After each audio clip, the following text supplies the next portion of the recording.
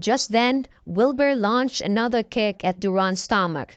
A loud thud rang through the air as Durand was once again sent flying. He spat out a large amount of blood before landing heavily on the ground, promptly falling unconscious.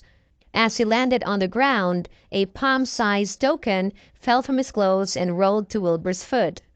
Wilbur waved a hand and the token flew into his grasp. It was a rather ancient-looking token.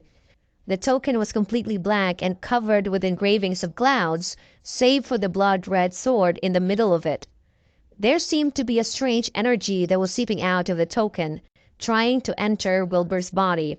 All Wilbur had to do, however, was use the slightest bit of power and the token was sealed off, all of its energy trapped within itself. After some pondering, Wilbur put the token away. There seemed to be something off about it, so he planned to take it home and study it. All of that happened in the blink of an eye, and Jose had just returned to his senses.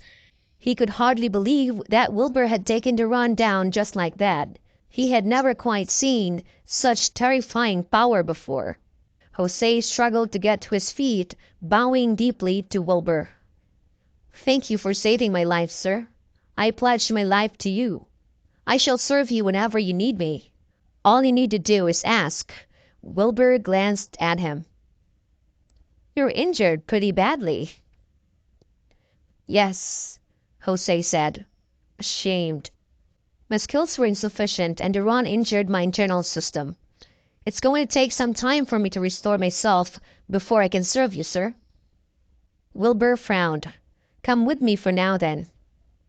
"Of course." Jose did not dare to retaliate, but he glanced at the still unconscious Durand.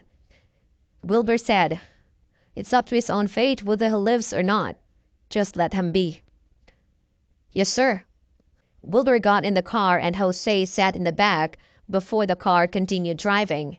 Nancy sat in the passenger seat, staring at Wilbur in a daze as her chest thumped excitedly. Everything she had seen that night had completely turned her worldview upside down. Gods like this really did exist in real life. What she found hard to believe was that her deskmate from school, the introverted, orphaned kid, had turned out to be one such brilliant being. No wonder he had hardly needed to say much for the Torrens to apologize to him at once.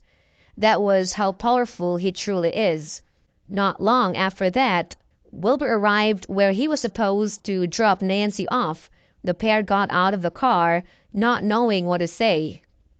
Nancy did not know what to say, and Wilbur did not know how to begin explaining any of this to her.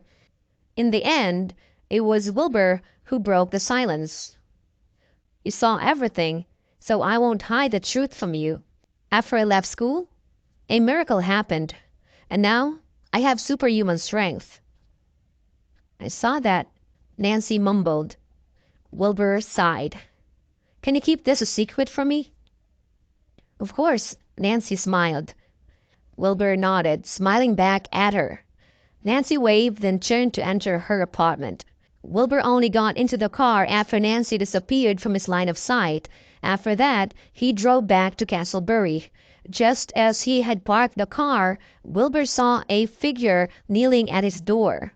It wasn't clear how long the person had been there.